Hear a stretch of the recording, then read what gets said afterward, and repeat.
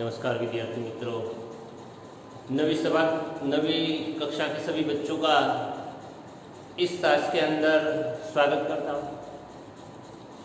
सबको मेरी ओर से सुप्रभात। कल हमने क्या निराश हुआ जाए हजारी प्रसाद जी द्वारा लिखित चिंतनात्मक निबंध जो था वो पूर्ण किया। आज हम बीच में थोड़ी मुहावरे की बात दी गई है, पर व्याकरण अलग से पढ़ेंगे, इसीलिए आगे का पद्य जो है उस पद्य पर जाते हैं। कर्ण का जीवन दर्शन रामधारी सिंह यानी कि दिनकर जी द्वारा लिखित इस पद्य के अंदर कर्ण के चरित्र को हमारे सामने रखने का प्रयत्न किया। रामधारी सिंह दिनकर ने महाभारत के पौराणिक कथाओं के अंदर से महाभारत को आधारित बनाकर उनके एक चरित्र को, मतलब कर्ण ने जो अपने जीवन में संघर्ष किया है, उस संघर्ष की बात को हमारे सामने यहाँ कर्ण के जीवन दर्शन के अंदर दिखलाने का प्रयत्न किया। यहाँ पर जो हमें पद्य दिया गया है कर्ण का जीवन दर्शन, वो रश्मिरथी नामक खंड काव्य के अंदर से दिया गया है। खंड काव्य की परिभाषा ऐसी होती है कि 1 से 8 अंक तक का जो काव्य होता है उसे खंड काव्य कहा जाता है। फिर से कहता हूं, 1 से 8 अंक तक का जो काव्य होता है उसे खंड काव्य कहा जाता है। 8 अंक से ज्यादा, मतलब 1 अंक से 8 अंक तक खंड काव्य, 8 अंक से चाहे जितने भी अंक हो उसे महाकाव्य कहा जाता है। यहाँ पर रश्मिरथी नामक महाभारत आधारित एक खंड काव्य रश्मिरथी नामक खंड काव्य है। उस रश्मिरथी नामक खंड काव्य में से लिया गया एक अंश हमारे यहाँ पर कर्ण के जीवन दर्शन के रूप में दिनकर जी ने रखा है। 9वीं कक्षा के बच्चे अपने हिंदी में ध्यान रखो, इनको पढ़ने का प्रयत्न करते हैं। सामान्य परिचय दिनकर जी का प्राप्त पहले करें। दिनकर जी का जन्म सन 1908 में हुआ था। निधन उनका सन 1974 में हुआ। हिंदी सुप्रसिद्ध कवि रामधारी सिंह दिनकर का जन्म बिहार के मुंगेर जिले के सिभरिया नामक गांव में हुआ था और प्राथमिक शिक्षा मुंगेर में ही, उच्च शिक्षा पटना में प्राप्त की। विश्वविद्यालय पटना के अंदर वो स्नातक हुए और उसके बाद मुजफ्फर कॉलेज के अंदर हिंदी विभाग के अध्यक्ष के रूप में उन्होंने काम किया। साथ साथ साहित्य सर्जन भी बहुत अच्छा किया। उर्वशी, रश्मिरथी, रेणुका, हुंकार, रसवंती, कुरुक्षेत्र उनकी काव्य कृतियां हैं। बहुत ही अच्छी उन्होंने अपनी लेखनी चलाई, जिसके कारण हिंदी साहित्य को बहुत अच्छा साहित्य मिला। ये सारे काव्य बहुत ही प्रख्यात हुए हैं, लोक चाहना प्राप्त की है उन्होंने। उर्वशी के लिए उन्हें 1972 के अंदर ज्ञानपीठ पुरस्कार मिला था। संस्कृति के 4 अध्याय उनका चिंतन ग्रंथ है और साहित्य अकादमी पुरस्कार से सम्मानित किया गया। अर्धनारीश्वर, मिट्टी और आदि उनकी प्रमुख गद्य रचनाएं हैं। काव्य ही नहीं लिखे, उन्होंने गद्य रचनाएं भी की है। उनका कृतित्व गुणवत्ता और परिमाण दोनों दृष्टि से विपुल है। भरपूर मात्रा में उन्होंने गुणों को दिखलाने का प्रयत्न किया। उन्होंने अपने काव्य के जो कैरेक्टर लिए हैं, मतलब चरित्र जो लिए हैं, जिन जिन व्यक्तियों को उन्होंने अपने काव्य का माध्यम बनाया है, उनके अंदर उनके चरित्र के उत्तम गुणों को दिखलाने में उन्होंने कोई कसर छोड़ी नहीं है। वैसा ही एक पात्र हमें यहाँ पढ़ना है, कर्ण, महाभारत का कर्ण। सूर्य की कृपा से इनका जन्म हुआ था। कौमारिका अवस्था में कुंता माता बनी थी। सूर्य की साधना करने से सूर्य के आशीर्वाद के रूप में इस पुत्र की प्राप्ति हुई। उसके बाद उनको नदी में बहा दिया गया। वो सारी कथाएं हम जानते हैं और साथ ही यहाँ पर उनका पालन पोषण होता है। बड़ा होता है, धनु विद्या शिक्षा प्राप्त करने के लिए, शस्त्र विद्या प्राप्त करने के लिए ढेर सारे संघर्ष करने पड़े, जीवन पूरा संघर्ष बन गया। वैसी बात उन्होंने यहाँ पर की है।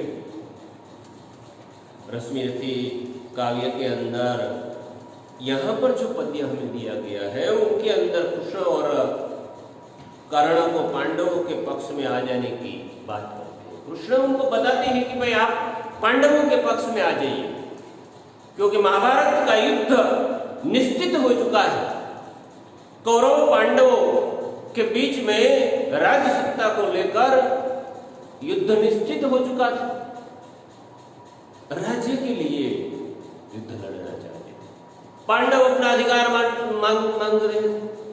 दुर्योधन की बात भी सही थी कि दुर्योधन ये कहता था कि राज्य मेरा है। पांडव और कौरवों के बीच में युद्ध की तैयारियां हो चुकी। जुए में द्रौपदी को हार गए, लज्जित किया गया, पर दुर्योधन की दृष्टि से राजघराने की स्त्री को लज्जित नहीं किया गया और उन्होंने इसलिए युद्ध की सारी तैयारियां कर। ढेर सारे महारथी कौरव पक्ष की ओर से लड़ रहे थे। भीष्म, द्रोण, कृपाचार्य, जयद्रथ, जरासंध, ये सबके सब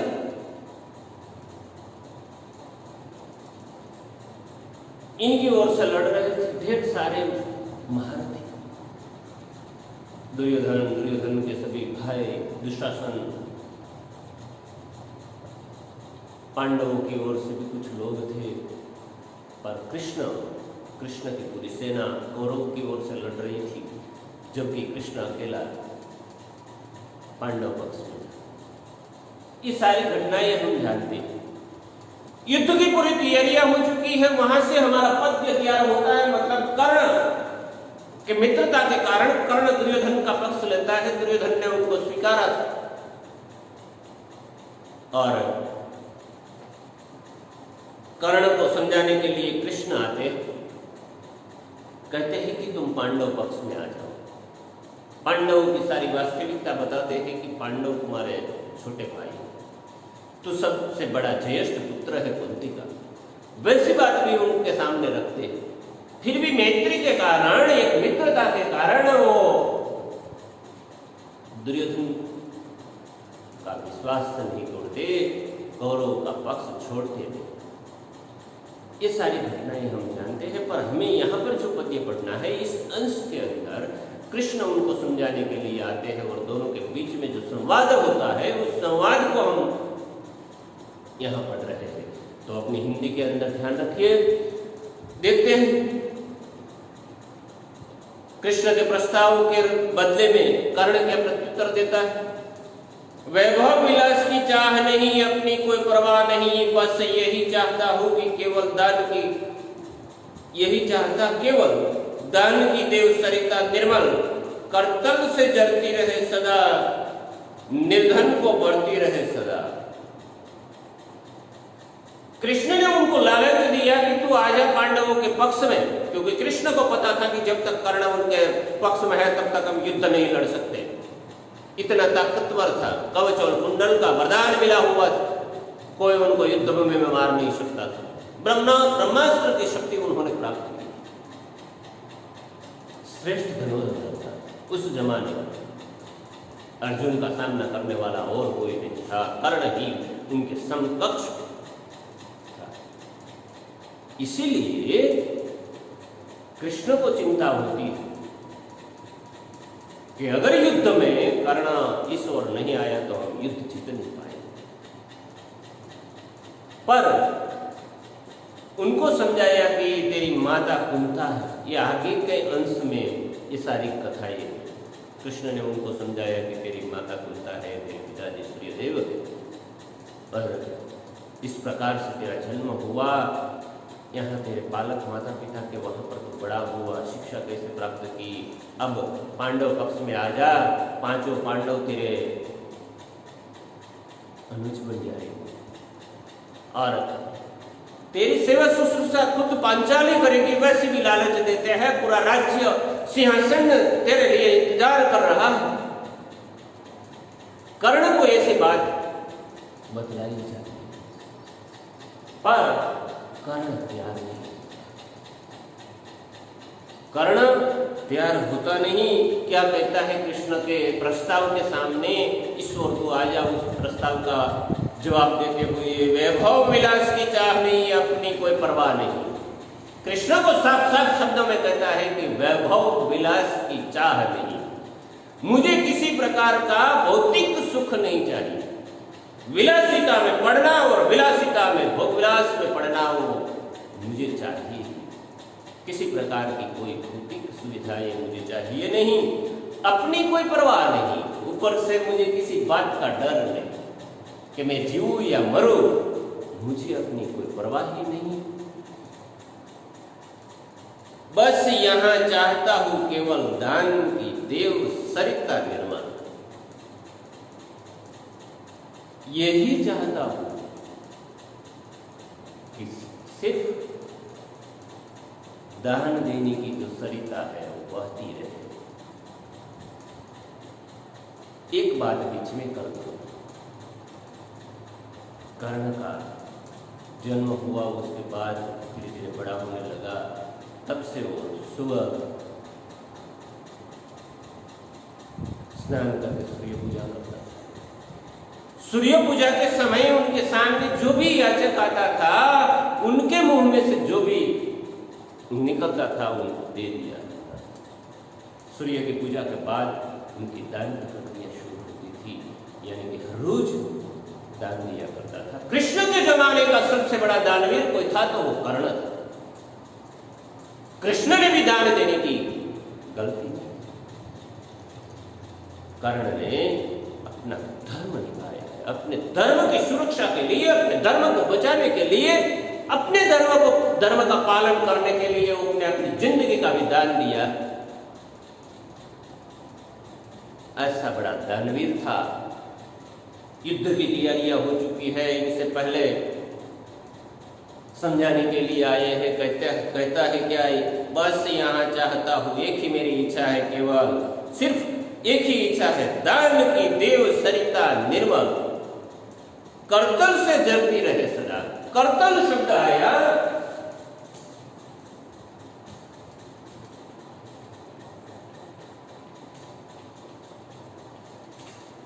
हाथ से,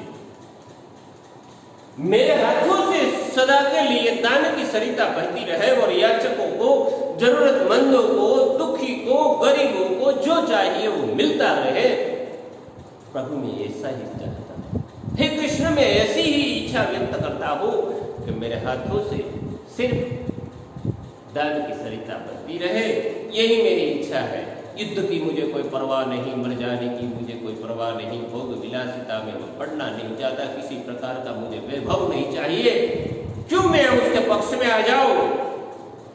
निर्धन को बढ़ती रहे सदा, और मेरे करतल से जो सरिता बहती रहे दान की, वो निर्धन व्यक्तियों को सदा भरती रहे, उनकी जरूरतों को पूरा करे, ऐसी ही मेरी चाहना है। हे कृष्ण, मैं आपकी बात समझ रहा हूं, पर मैं आपके पक्ष में नहीं आ सकता।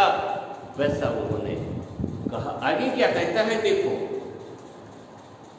अपनी दृष्टि से, मतलब कर्ण की दृष्टि से, तुच्छ है राज्य क्या हे केशव, पाता क्या नर कर प्राप्त विभव, चिंता प्रभुत अंत्यल्प हास, कुछ चाकचिक्य कुछ क्षण विलास।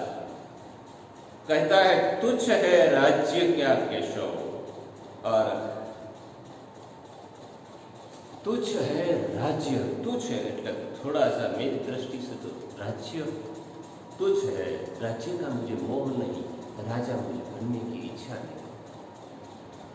केशव मतलब हे कृष्ण, राज्य क्या है केशव, पाता क्या नर कर प्राप्त विभव, मैं नरों का प्राप्त नर बनकर मैं तो एक मनुष्यता की सेवा करना चाहता हूं। इनके अलावा और कुछ चाहिए नहीं। चिंता प्रभुत अंत्यल्प हास, कुछ चाकचिक्य कुछ क्षण विलास। हे प्रभु, हे कृष्ण, एक ही बात की चिंता है, अंत्यल्प हास है, अल्पहास है, बहुत थोड़ा उपहास है मेरे पास थोड़ा उपहास है, अंत्यल्प हास मेरे पास, अंत्यल्प है, बहुत थोड़ा।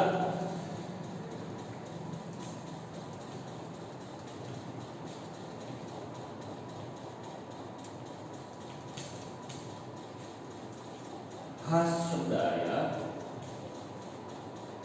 उपहास, मेरे पास थोड़ा उपहास है, मैं कैसे इन नरों की सेवा कर सकूं, इन मनुष्यों की सेवा कर सकूं।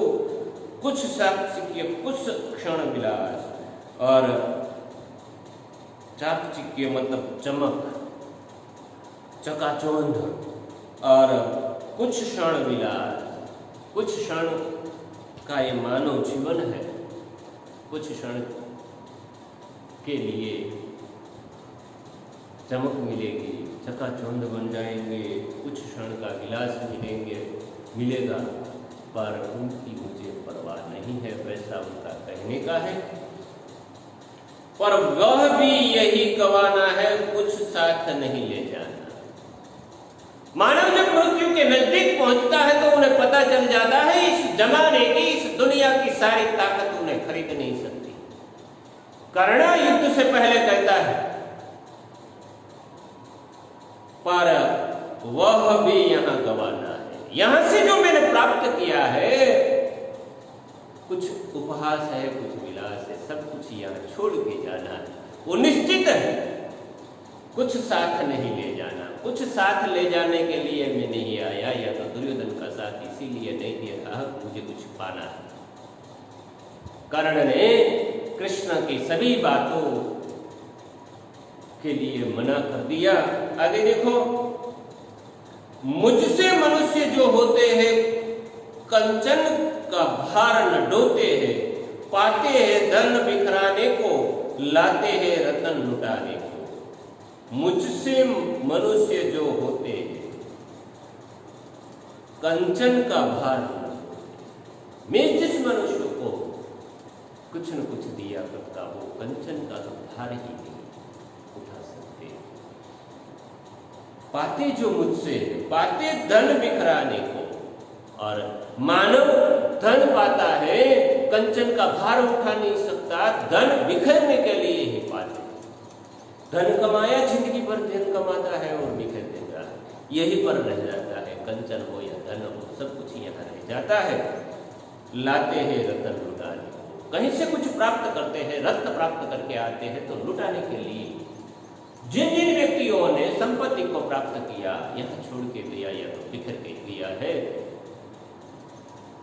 या तो लुटा के दिया है, ये सारी वास्तविकता मैं जानता हूं। है कृष्ण,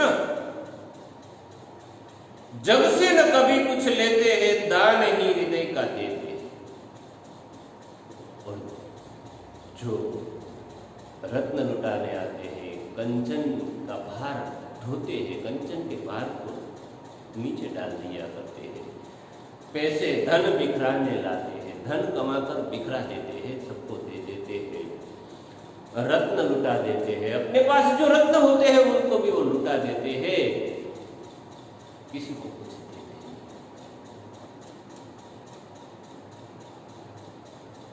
ऐसे भी लोग होते हैं, पर मेरे पास जो भी रत्न है, जो भी कंचन है, मतलब सोना है, धन है, सब कुछ मैं ये दूंगा, मुझे कुछ चाहिए नहीं, जब से न कभी कुछ लेते हैं। ऐसे लोग जो होते हैं जग से कुछ प्राप्त ही नहीं करते, वो सब लोगों में बांट देते हैं, दान ही हृदय का देते हैं, हृदय का दान देते हैं, हृदय से दान देते हैं।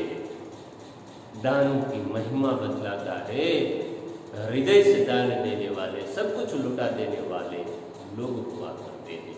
यहाँ से जो प्राप्त किया यहाँ छोड़ के जाना है, तो क्यों न वो लोग की मदद करें। वैसीकरण बात करता है कृष्ण के सामने। आगे कहता है, प्रासादों के कनखाब शिखर होते कबूतरों के ही घर, महलों में गरुड़ न होता कंचन पर कभी न सोता। प्रासादों एक शब्द आया, प्रासादों, महलों, क्या कहता है? महलों के कनकाब शिखर पर, ऊपर के शिखर पर देखो महलों के क्या होता है, होते कबूतरों के ही घर।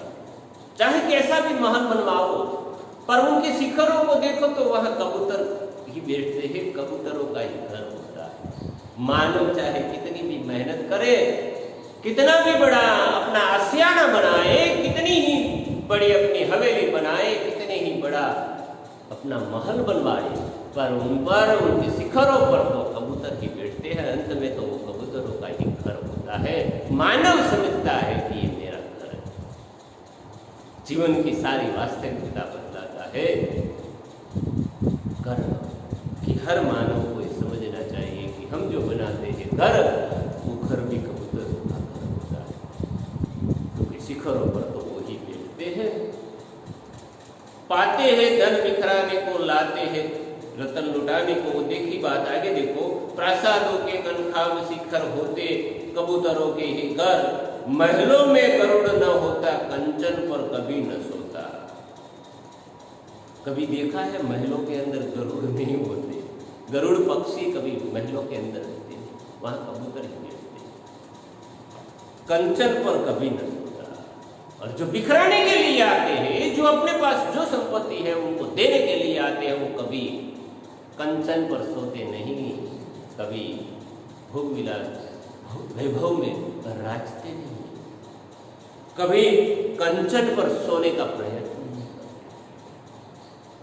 बिखराने के लिए जो आते हैं, गरुड़ नाम का पक्षी कभी महल में रहता है, यानी कि तुम्हें तो गरुड़ से मुझे कंचन की क्या जरूरत है, राज्य की क्या जरूरत है, संपत्ति की क्या जरूरत है, धन दौलत की क्या जरूरत है?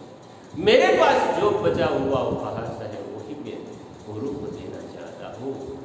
मैं कबूतर बनना चाहता हूँ, यानी कि ऐसा नहीं करना चाहता। मैं तो गरुड़ पक्षी हूँ, महलों में रहना मेरा काम नहीं।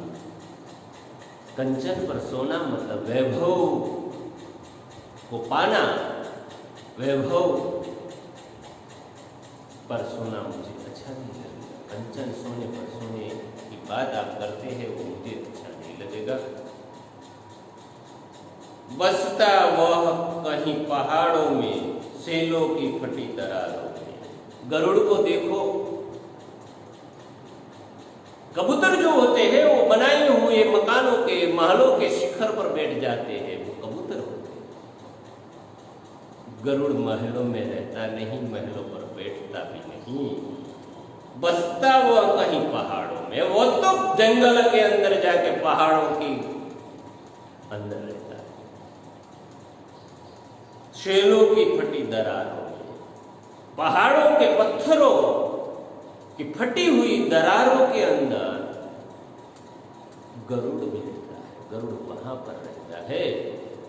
ये सारी माया की बात कर रहे हो, लालच की, लोभ की बात कर रहे हो। मेरे सामने मोह का प्रस्ताव रखा, ये सारा लालच मेरे कोई काम का नहीं है। शेलों की फटी दरारों में, शेलों की फटी दरारों में ये सारी बातें मेरे लिए कोई काम की नहीं।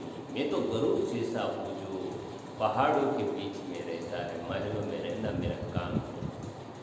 ये सारी सुख सुविधाएं, ये संपत्ति, ये भोग विलास, ये रत्न मेरे लिए कोई काम के नहीं। आगे देखो क्या कहता है। होकर समृद्धि सुख के अधीन मानव होता नित्य तप क्षीण, सता किरीट मणिमय आसन करते मनुष्य का तेज हरण। कृष्ण के सामने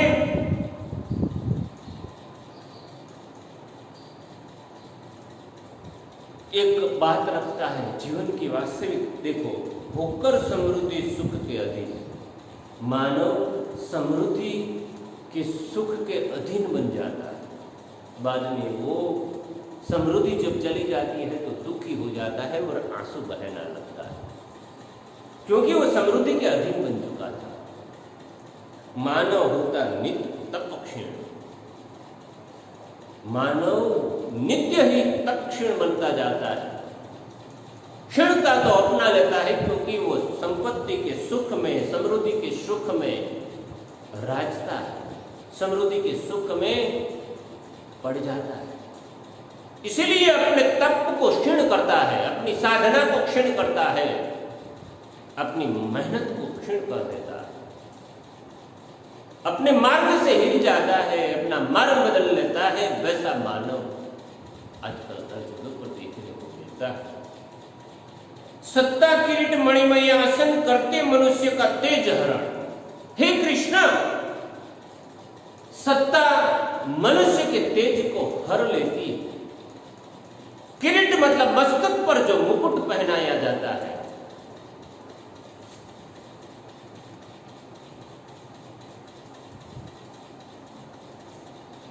मुकुट प्राप्त करने की लालचा, सत्ता को प्राप्त करने की लालचा, मणिमय आसन होता है। अनेक रत्नों से जड़ा हुआ महाराजों को राजा का आसन हुआ करता था, सिंहासन हुआ करता था, रत्न से जड़ित हुआ करता था। वहां पर विराजमान उस जमाने के राजवी हुआ करते थे, राजा युवराज महाराज हुआ करते थे।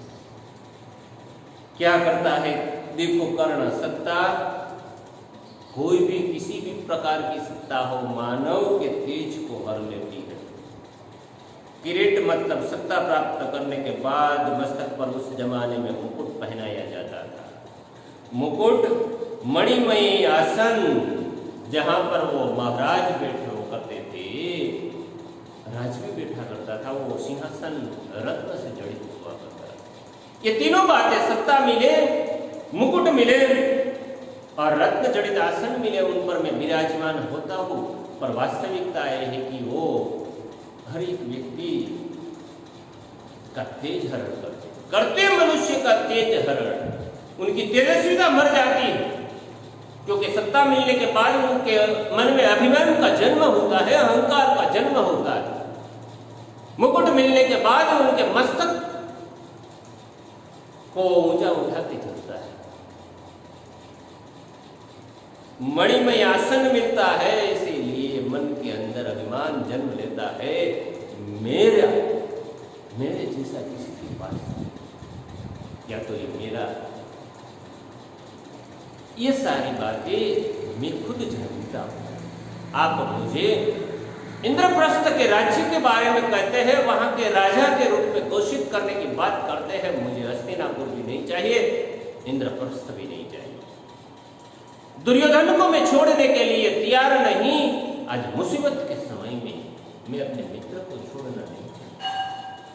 वैसी बात कर्ण करता है। सत्ता किरीट मणिमय आसन करते मनुष्य का तेज हरण। मनुष्य के तेज को ये तीनों बातें हरण कर लेती है, हर लेती है। यहाँ पर आज इस काव्य को हम रखते हैं, आगे कल देखेंगे दूसरे भाग के अंदर।